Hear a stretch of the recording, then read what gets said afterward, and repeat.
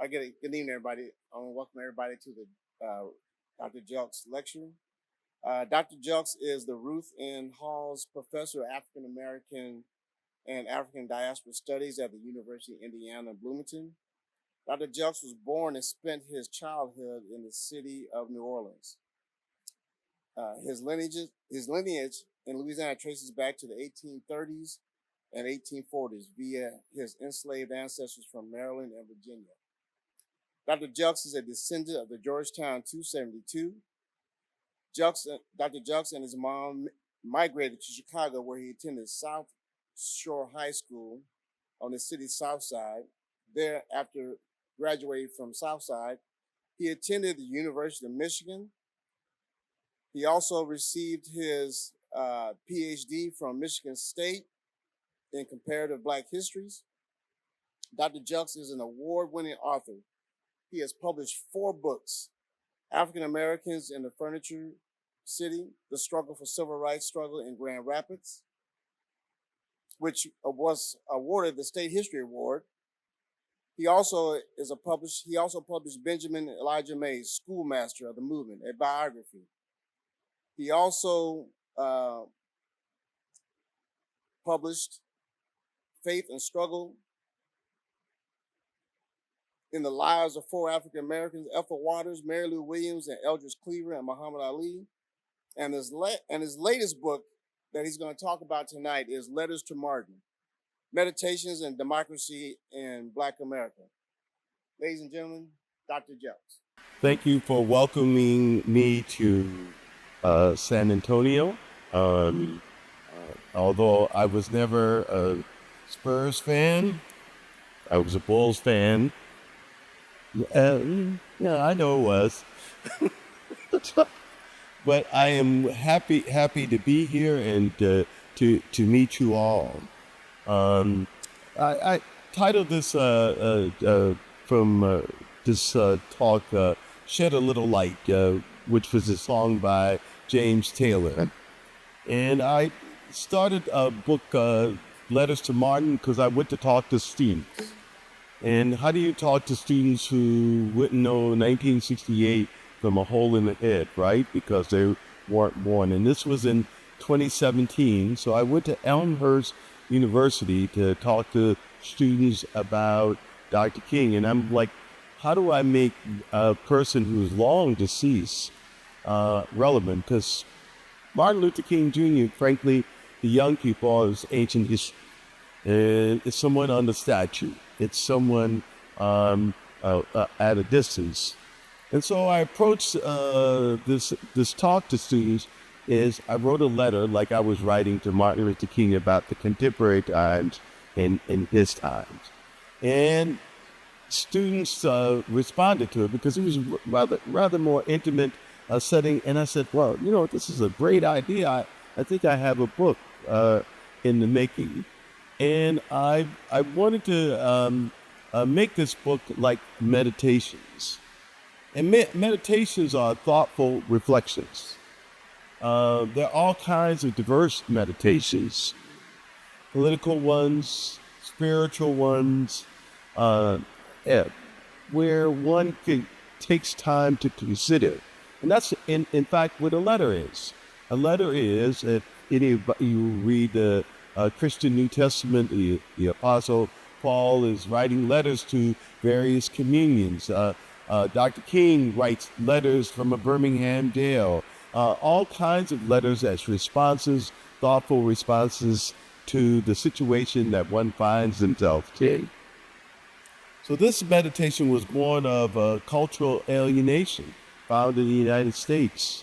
2016, it was very dour with the election of President Trump. And I know I'm not supposed to bring in politics, but it was very dour.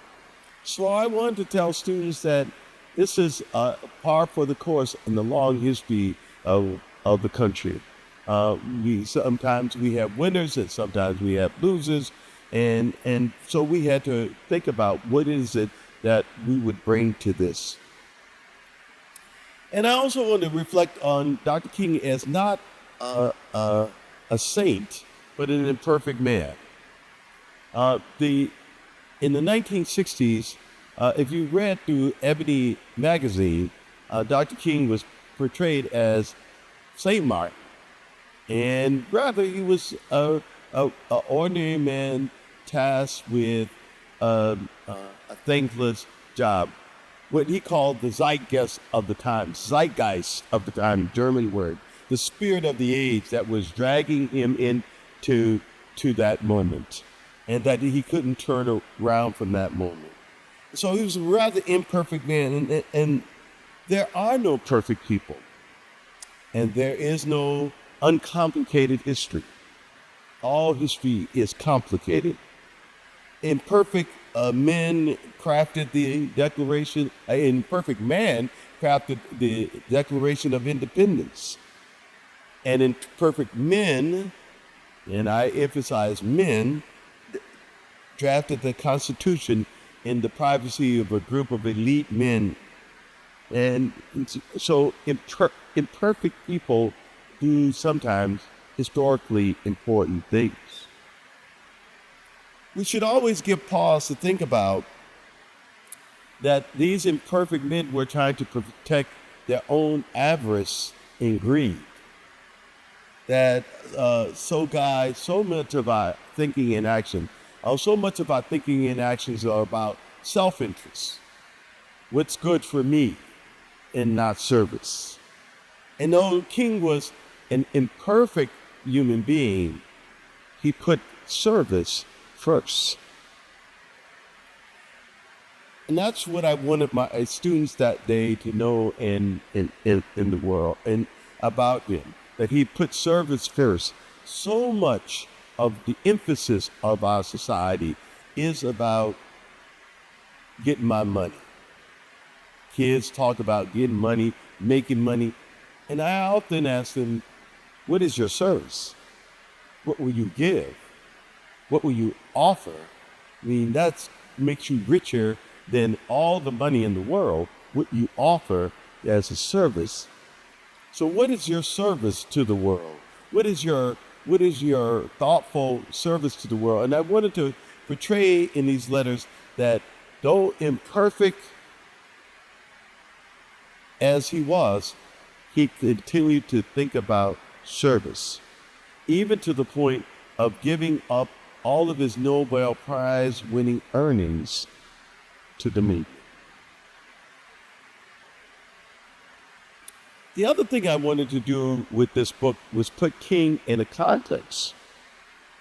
I wanted people, my readers, to know that King was African American.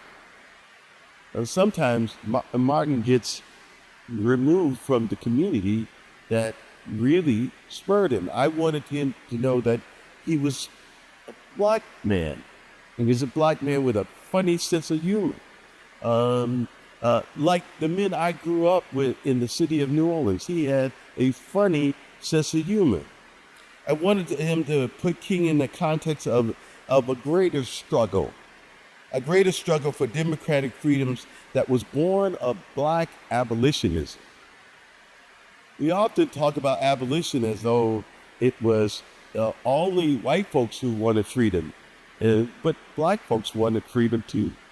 It was black folks who learned literacy and writing to put their humanity on their own page and paper. So the fight to abolish slavery was also fought by black people themselves, even if it's woefully understudied sometimes. Students think, all the abolitionists were nice white people. But the idea of freeing people was an African American concept from the very beginning. When you can put it on paper, declare that your humanity through literacy was important. So King was not about just him. It was about an important tradition of black people all over, that this was a community ideas. You see, in books, often when I would read books about King, it would be the idea that he was formed by these white scholars. He was formed by O. Niebuhr. He was formed by Paul Tillich. He was formed by Jean-Paul Sartre, philosopher, French philosopher. He was born of Hegel. But they forgot he went to Morehouse. That part. He forgot that he was in line with all these other black teachers who taught him various things over the years, philosophy, and a philosophy with a twist about what does it mean to free black people. And that is an important human question, because the question that black people have wrestled with for all those 400 years in the Americas is about our humanity and what is the importance of our humanity. And this is, among scholars, is woefully understudied as well. So freedom is key to our humanity. It was found in ways black people interacted with the Protestant Reformation. That is, and we all know about Martin Luther, his namesake, but we don't know about the ways that black people added to that theology, changed that theology for its for the betterment of our communities. The way he heard black people heard revival preaching in the 17th century, in the 18th century, be dutiful to your masters, and they interpreted something else. They saw water rituals that they had done performed in Nigeria among Igbo people, baptisms and other things, and they found to voice their own freedom. They don't often give enough credit. I often wish Kanye West would have been in my class to think about the ways that black people express their own freedoms, whether it was in religion or non-religiously, whether it's in rebellious literature. They were asking the question, what did it mean to be free? How can we get free? How can we stay free? And it begs the question that we should all ask ourselves, what is the meaning of freedom? Is it licentiousness? Is it having a new car every other year? What is the meaning of freedom? Since so much of what we talk about is being free is once again reduced to some kind of consumerism. And King is in a tradition of asking about the greater meanings of freedom, and he understands the same thing that Frederick Douglass understood. There is no freedom without struggle. Everybody wants something for free. They don't want to struggle. They think it should be instantaneous. Instagram. It's instant. It's Instagram. It's Instagrammable. I can become an influencer. I don't have to work and organize my community. I don't have to knock on doors. Struggle is the operative word. And how can we struggle and not get people killed? That's what King had to face. Too often I read books by notable American scholars and philosophers, and they pontificate about the world and about democracy. They never come back to the central question. The United States was never a perfect democracy. It was only an incomplete democracy in 1789 when the Constitution is ratified.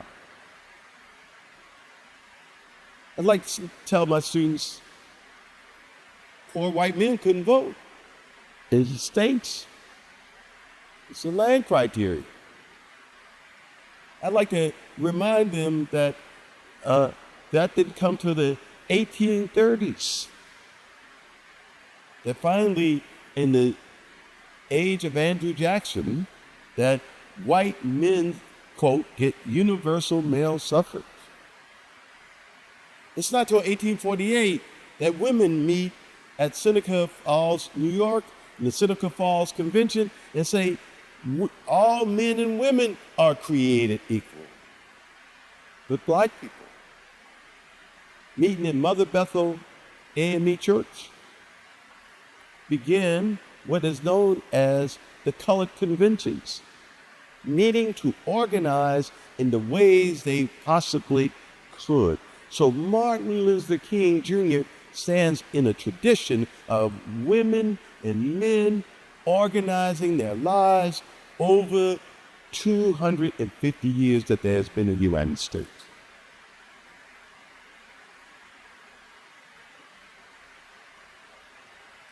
From the lens of African Americans, there has never been a holistic democracy. The other day, I was sitting watching a sporting event at a local little sports bar near my house in Bloomington, and I'm talking to a woman who was complaining about what is going on. She was not black. She was white.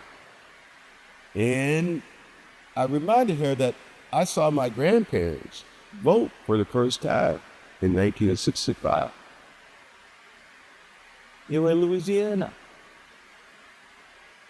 The Voting Rights Act finally had gotten to. I saw my own grandmother vote for a grandfather. My father's father was born in 1890. Just as Jim and Jane Crow got married. What do I mean by Jim and Jane Crow got married? Well, we know that the South excluded black people from voting because, why? Numbers. I often make my students go and tell me, what was the population of Louisiana? What was the population of Alabama? What was the population of South Carolina? Well, if you got to South Carolina, you had a black majority, even in the middle of the 19th century. Even if they had sold people into the deeper South, sold down the river, as it was said. The whole idea was to keep this class of people as a buffer people so that somebody would have somebody to be mad at, black people, right? Even if you was poor as a church mouse, he had somebody to be mad at. The numbers said everything. Mississippi still has about 35-40% black population to this day. In Mississippi, there has never been a statewide black elected official to this day. So Dr. King comes into Jim and Jane Crow, and what do I mean by Jane Crow? Jane Crow is that women, and especially black women, have no power, have no voice in the electoral process, which determines your roads, your sewers, and everything. Anybody can tell you about the generation of people who live across the tracks. Anybody grew up in the South knows what that means. Where did black people live? Across the tracks. And what did that mean? That means they didn't get representation or services or anything else to serve them. This is what I wanted them to know, that in this man born in 1929 was born in struggle, that it had come from this parents' generation to other things, but always in struggle, black people built. They built for themselves, and they built a voice that became global. That is the tradition which King he uttered. And he was a preacher's kid. Meaning, that was an institution black people owned. One of the things I'm often frustrated is that young people don't think we ever owned any institution. We did. And they were imperfect too, but they were our institutions. And if it belongs to you, it's something powerful. Too often we give it up and say, oh, we should give that up. We should give it up because it doesn't look like the white institution. It doesn't look as prestigious as the white institution. But it's like in a baseball game, putting down your own bat. That is something that belongs to you. If you have a car, and the Blue Book value on your car says the car is only worth $500. If you believe the Blue Book value, you just say, well, I got to get rid of this old car. You might be getting rid of your mode of transportation that is more effective for you. So the Black church became a place where Black people to gather, to debate issues among themselves, a powerful place. A king was a grandson of a Black Baptist preacher. In fact, his daddy got with his mama because he wanted to make it up the food chain. That's the institutions we possess. And so what I'm just trying to do in this book is to say that we have power. We've always had power. It's just how we're going to exercise that power. And that power, it does not come from TikTok. It does not come from Instagram. Those are means, but it's not the power. The power came in the relationship between the people. And this is why the Montgomery story is still so powerful. Because people were connected to one another. They knew one another. And they stood together with one another.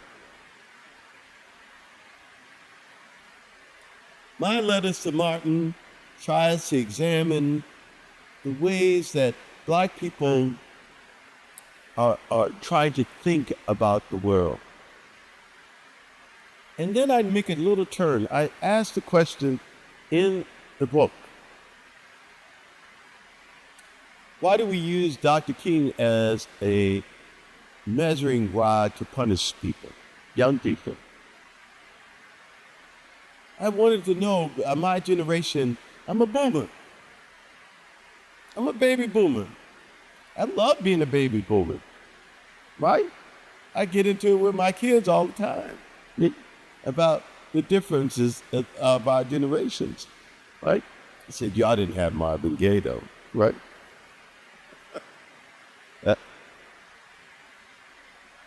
But the fact is that what I could glean from the life of King is that he wasn't there about punishing. One of the stories that is important to me about him is in Chicago. He's holding the Attorney General of the United States up for about 2 hours. And he's talking to kids in the street gang. And he's trying to hear them out, because he was a good listener, trying to hear them out about what is their side of the story. He wasn't using that as a measuring rod whipping you. Trying to engage young people about why he thought nonviolence was important. And sometimes I wish he would have went further. Sometimes I wish he would have went further and said, what we need to be talking about is nonviolence among, with each other. We punish each other so much. So ideas of these meditations is to opened up us to thinking about conversation, putting King in perspective. King did his job. At the end of his life, he was very disappointed. He thought, I led my people into what he told Harry Belafonte, into a burning house.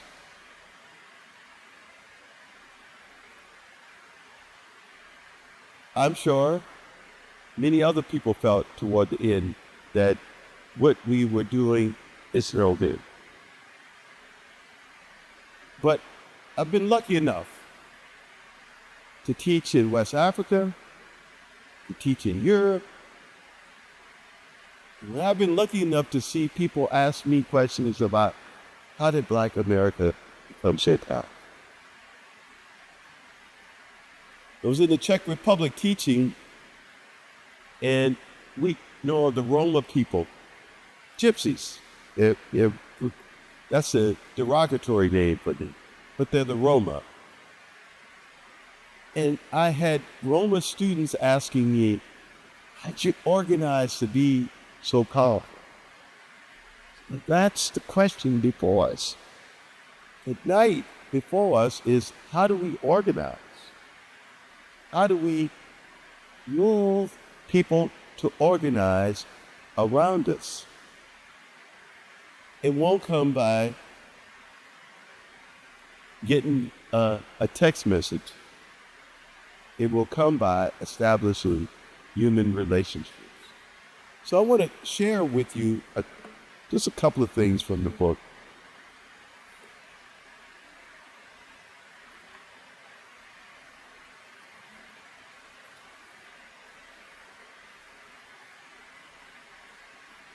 This is in chapter 1, which I call Network of Mutuality.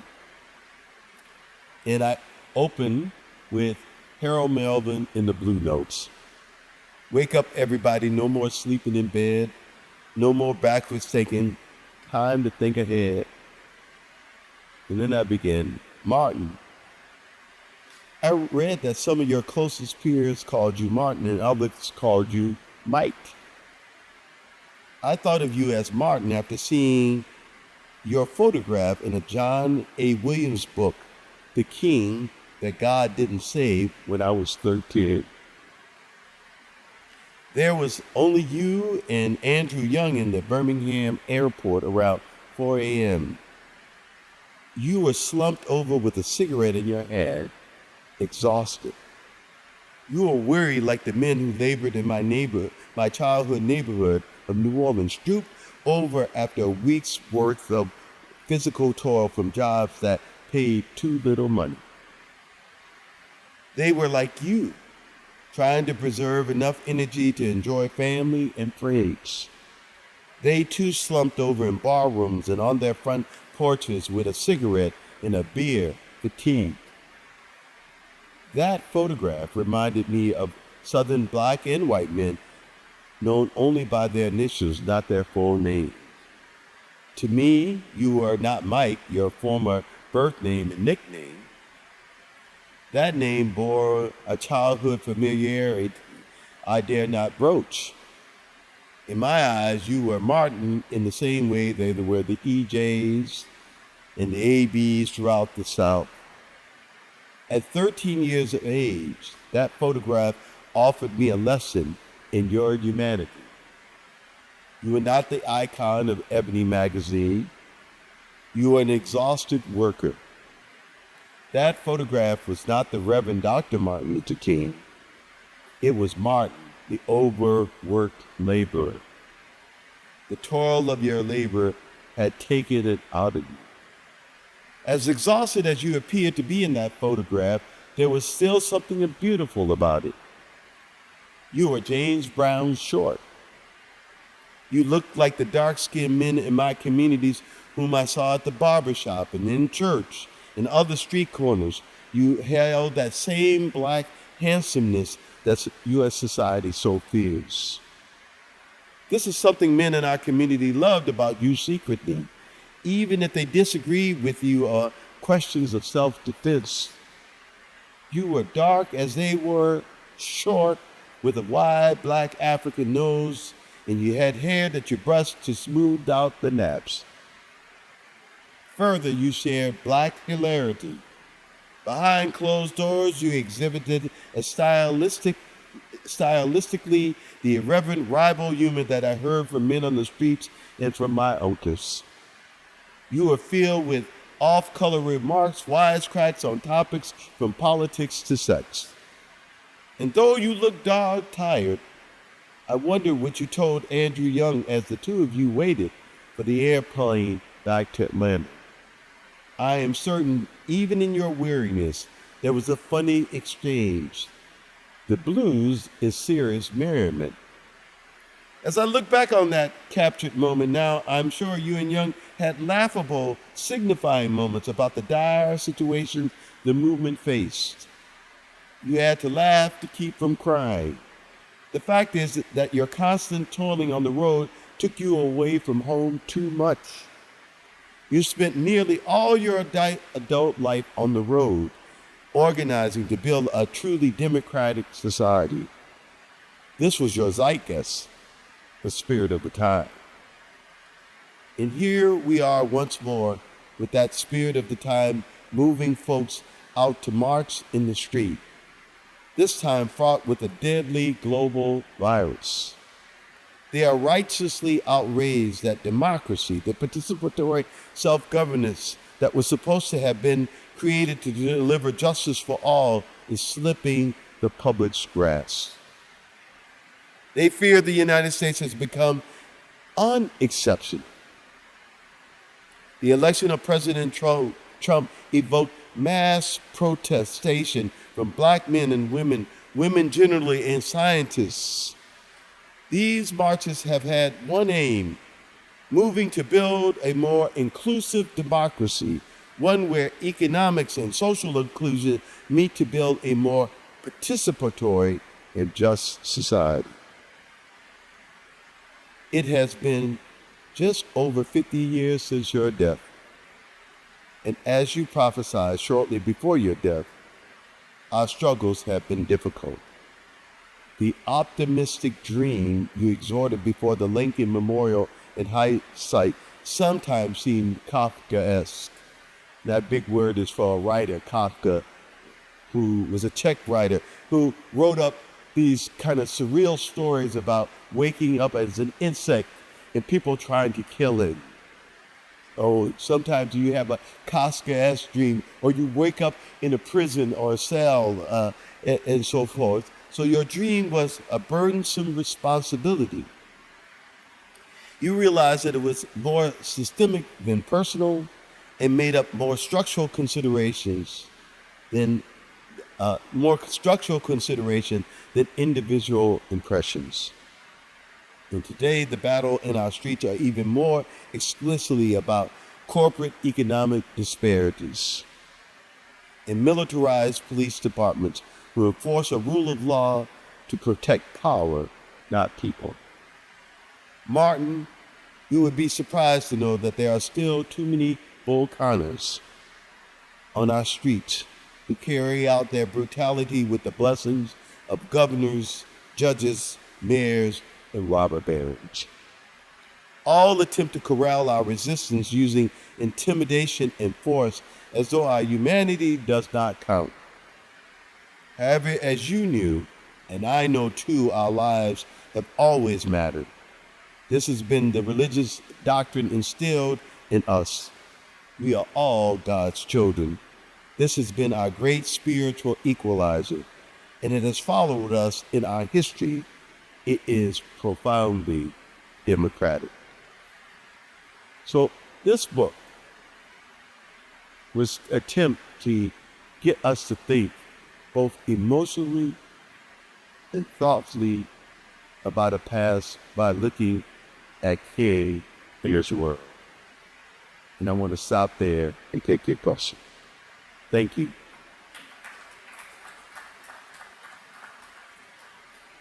So any questions, students?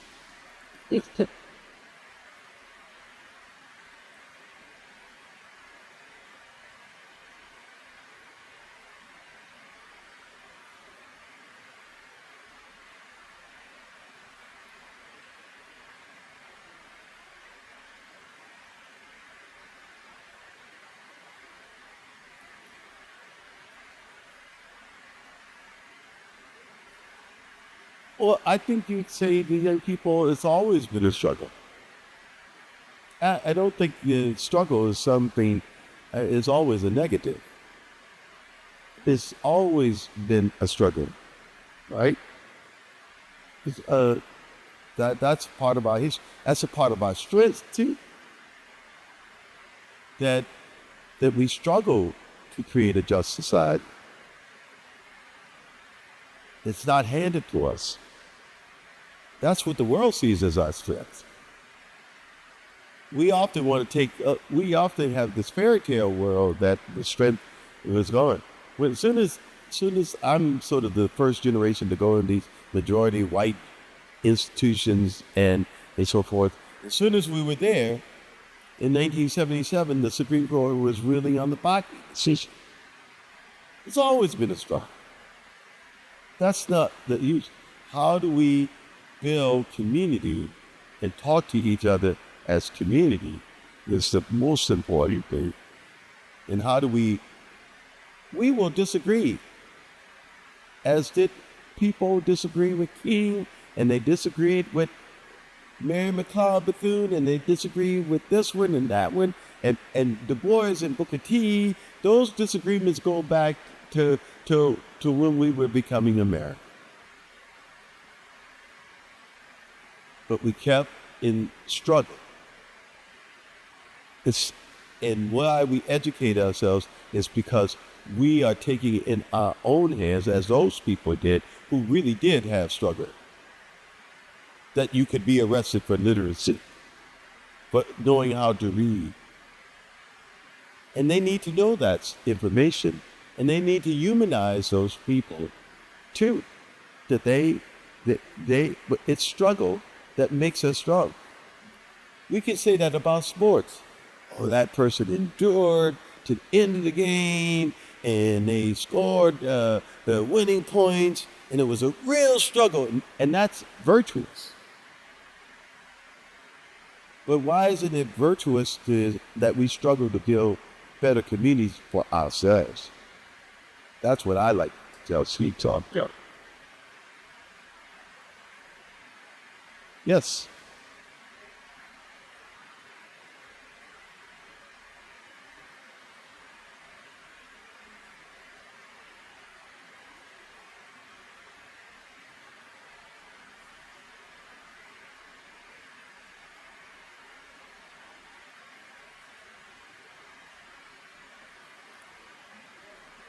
Well, people have lots of different opinions about the Bible and always have. Thomas Jefferson had some very unorthodox opinions about the Bible, if you read Jefferson very closely, right?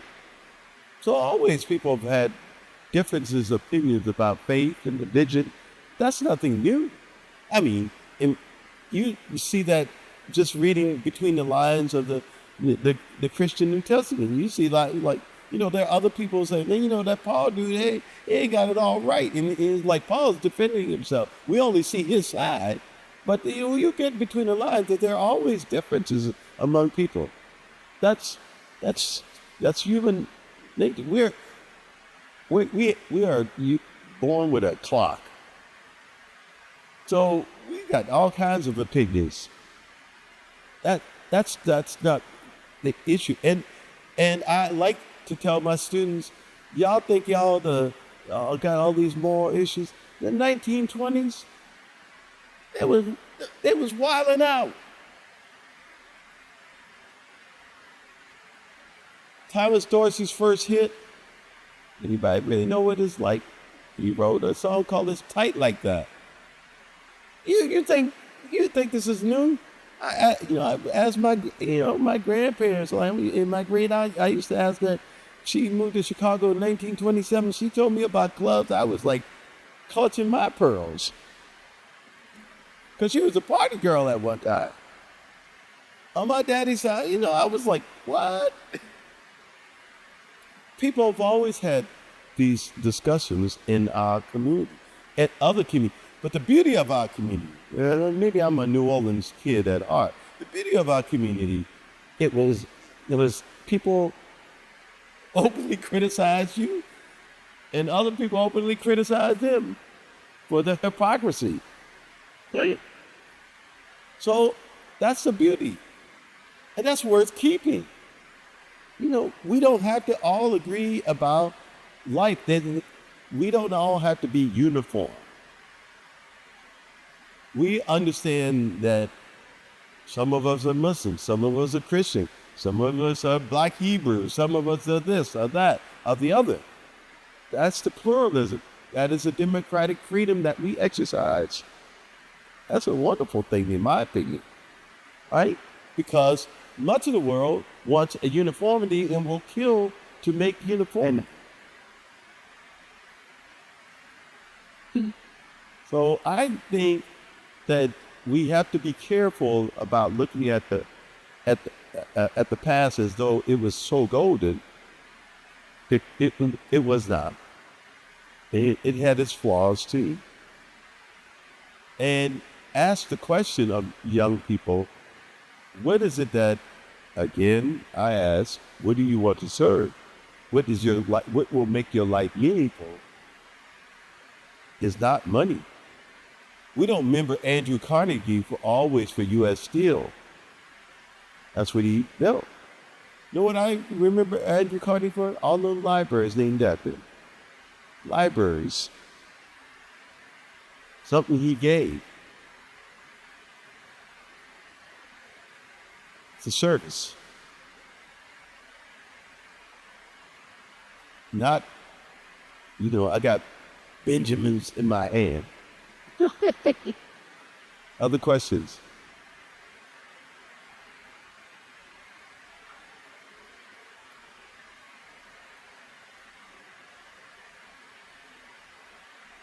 Yeah.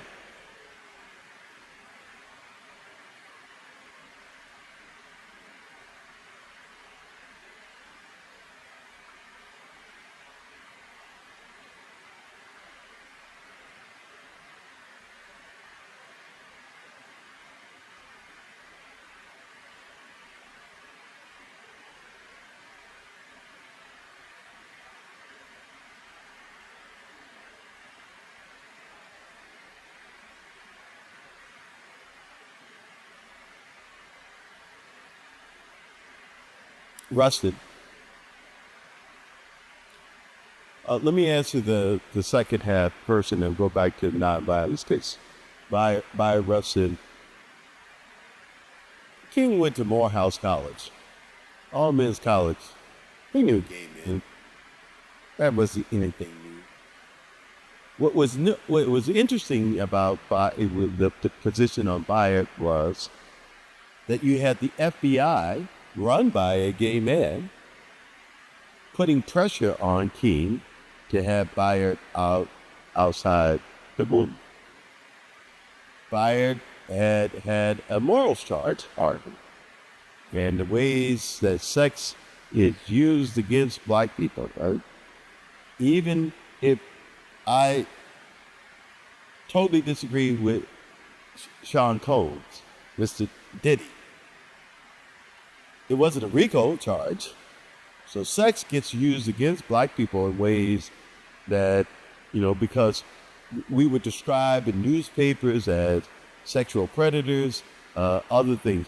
As a student, and I will confess this, a Black student in a predominantly white university coming out the library at night, I would see a group of white women and I would cross the street. Why? The very fear of the kind of accusing of any kind of sexual impropriety put fear, even in the 1970s, in the head of a student. So sex was used against Black people as a way to shame, as to say we were more immoral than any other group of people, right? That we were more looser than other people. So in 1950s, you have to imagine it's politics. The politics of negotiating around a man who's openly gay and didn't hide it, and in a time when you have people coming before McCarthy's committee, trying to find ways of humiliating people, much like Donald Trump, because McCarthy's right-hand man was Donald Trump's mentor. And, and he himself was gay. So power does that to people. To use power to keep what they think other people underfoot. So that part of it was King had to negotiate. But there would be no March on Washington without Bioch's brilliant leadership and so forth. But it wasn't that. In fact, Coretta King knew Bayard Rustin before Martin.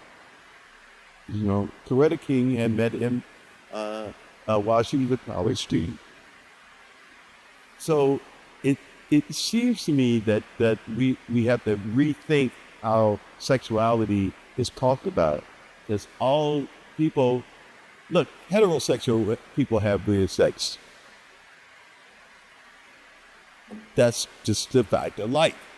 As long as, you if you sit at a bar stool anywhere, you'll hear some stories like, that's real interesting.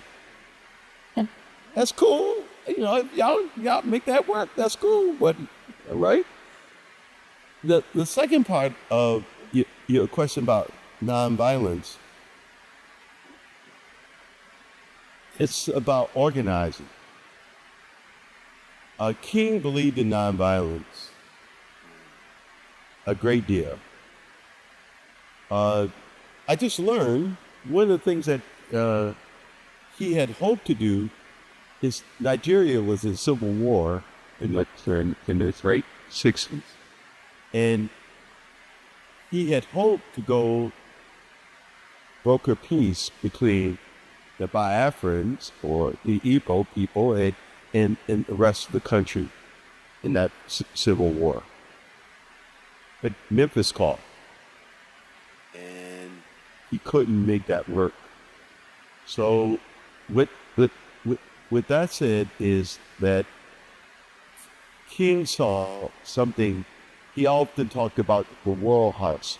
He saw, and what I want to say is Black Americans in Brazil, because there are more Black people in Brazil than there are in the United States, y'all. Just if y'all know history, they ain't the only ones that was brought on the boats, right?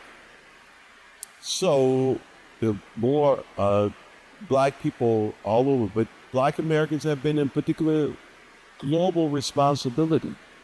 I'm not saying we're exception. I'm just saying that we have duty to think about the world in ways that other groups have not. And I think we should.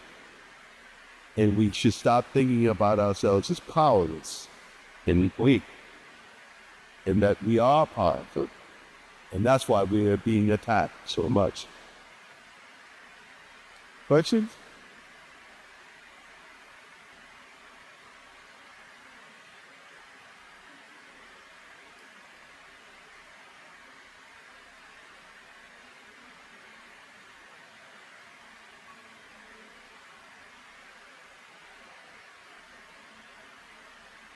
This is my cousin, y'all.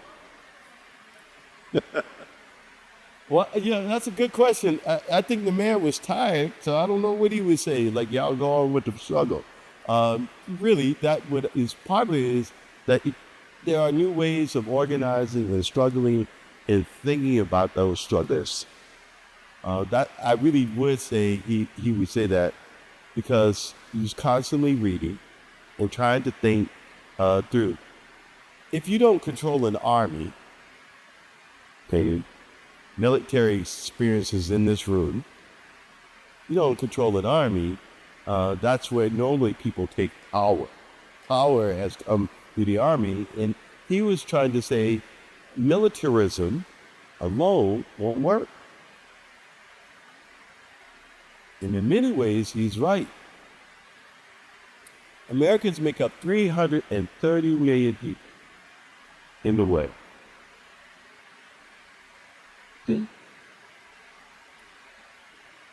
India is already over 1 billion and catching China and go past China. China has a billion people. Nigeria has a population of, they say 250 million. Yeah, I think it's a little more, right? So in the United States, we're in a precarious situation. We can think armies alone going to determine the teaching, but the average birth rate on the African continent is 19. Ours is 38, 40, 40-ish. Europe is a higher. The world's going to change. And who's going to be those people in that new world? The world is not Eurocentric anymore. Columbus sailed the ocean of blue, he got lost. You know that, right? He measured poorly. He didn't take your math class. So what we do today is to tell young people, learn a language. Go out and visit somewhere else. Go see somewhere else. Make contact with somewhere else. Jesse Jackson used to say, our time has come. Remember that? But it really has. It's just in the middle of a struggle. And the struggle, like Star Wars, the Empire always strikes back. But it's with a blindness, a myopic kind of view. And we have to think more expansively. We've been thinking expansively about what does it mean to be human? What does it mean to be free? We have to think more expansively about that, and for our children, and ask them to think more expansively. By all means, get them off them tablets. Teach them how to make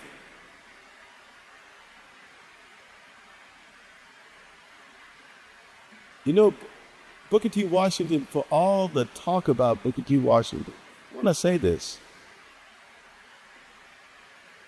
Even then, people all over the world came to Tuskegee. Africans, South Africans, West Africans, West Indians, trying to figure out to learn how to make this work in their own. We got power. And we have to believe in our power. Like I said, if you own an old raggedy car, how much is it valued to you as opposed to letting the Blue Book define what value it is? King is a part of, Malcolm is a part of, Shirley Chisholm is a part of. All these people are a part of helping us get a freer understanding of ourselves. We have to stop letting the other people define the terms by which we live and breathe.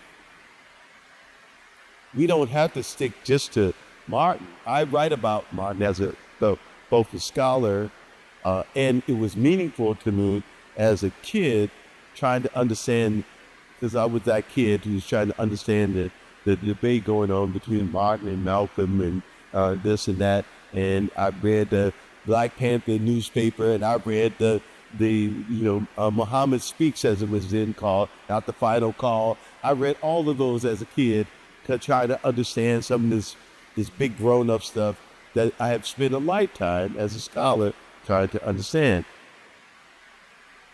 But what I do understand is that it comes out of our tradition of trying to be free. And it's our tradition that people look to around the world. And that's important to tell our kids, that the world is bigger than the place we occupy. I love my country. Don't get in twist. Because people often say that, But I don't believe the kind of patriotism that other Americans believe in. But what I learned from studying King is the kind of patriotism I believe in is I have a right to criticize the place where I pay taxes. I have a right to criticize those of government. They're not gods. I have the right to participate. We think that it was all supposed to instantly go away. Well, like I said, in my generation, already just got to the university and now we got the Bakke decision. But the door was open. And once that door is open, you run to it. And that's the power that we have. Other questions? I hope I answered your question. We can debate more.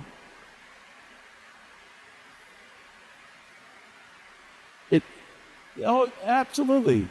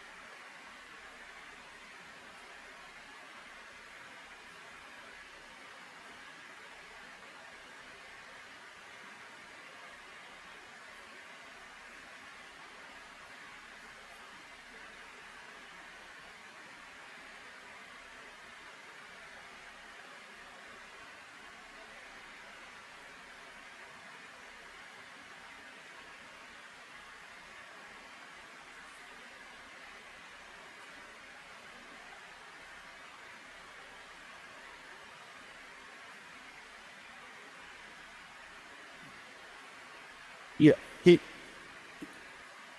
he loved his neighbor, but he also recognized what the New Testament says: love your enemies. And now you really do have enemies. Mm-hmm. That let's face the reality of that. That is, yeah, loving your enemies is to understand that even your enemy has humanity. Yes, so I would say a lot more listening. This is what I love. Keeps me young. I love being in the university because I love talking to these young people and asking them questions and forming exams that make them think about themselves. And what would you do in relationship to this or that? You think you might do this. And what are the ethical choices you will be dealt? Teaching in Ghana, I used to think about these kids who sold water on the side of the street who should have been in school. That they got to help their families. We're not the only people in the world, so we got it better than lots of people in the world. You all look very well chipped in Los Angeles. We have it better than a lot of people. I traveled to, I've been in refugee camps, I've been in other places. Sometimes we get so caught up in us, right? While we ain't Bill Gates.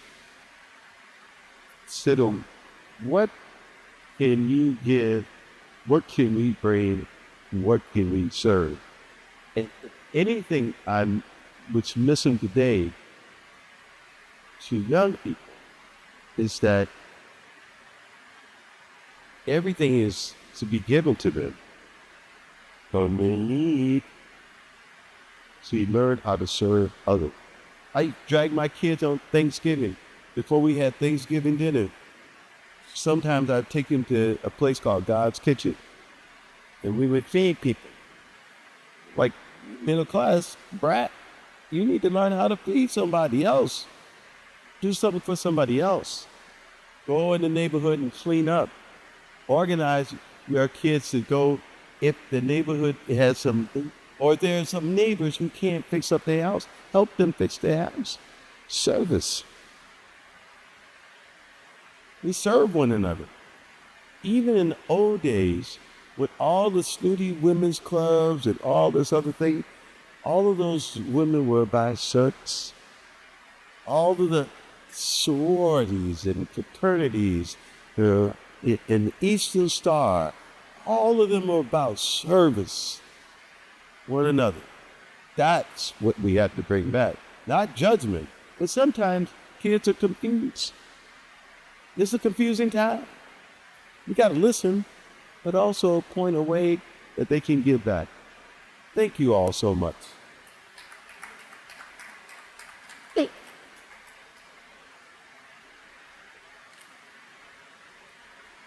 Okay, Randall won't do this, but I'll do this. We have books for sale, $25. Yeah.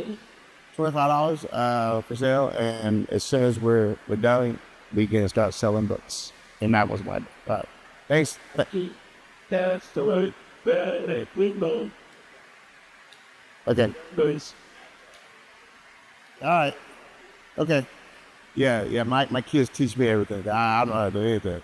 All right, y'all. Thank you for coming. Thanks again, Randall, for tonight's talk. Thank you.